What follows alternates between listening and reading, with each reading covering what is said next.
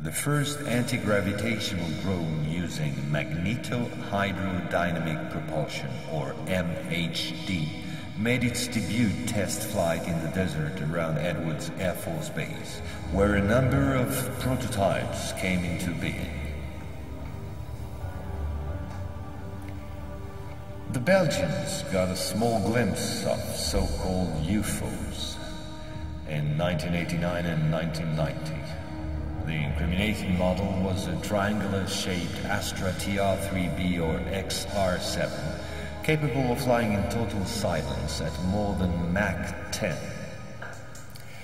Now I would like to speak to you about another concrete application of such technology, the P2 bomber, whose development started in 1982.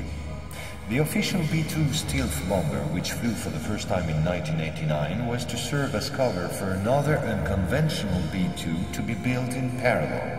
This top-secret model used, among other things, a plasma creation system, exploiting the airflow like an MHD generator.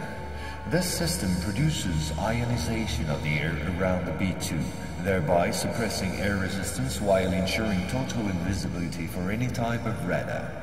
This nuclear bomber has flown for 15 years now at more than Mach 10. It can fly around the Earth in just a few hours without being seen.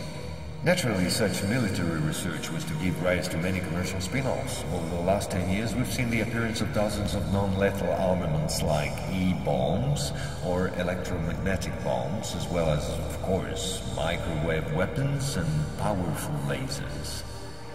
The US Department of Defense, through the multinational Raytheon, decided to invest a gigantic amount of money in an experimental program called HAARP, or High Frequency Activate Auroral Research Program. And it was quite a program. Officially, the base in Alaska studies the ionosphere. In truth, the real possibilities of the installation are enormous. Climate manipulations, deep detection of underground base or deposits, silent and remote destruction of any object, and most important of all, manipulation of human behavior. If this account seems somewhat long despite my efforts to simplify, it was absolutely necessary to get to the subject I mentioned previously.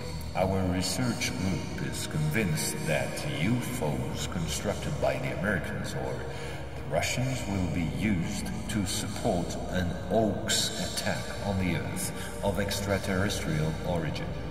The media taking care of the rest, of course. The reason?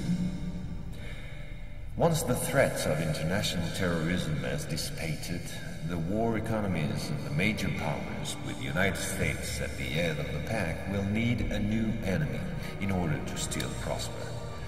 War on Earth will be replaced by space war against an enemy from beyond.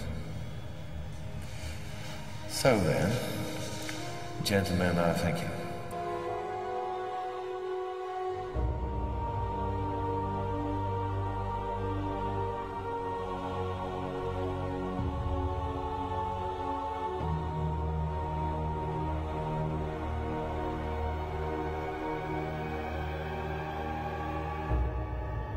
And so we can now comfortably lean back and relax, because we know what's coming ahead.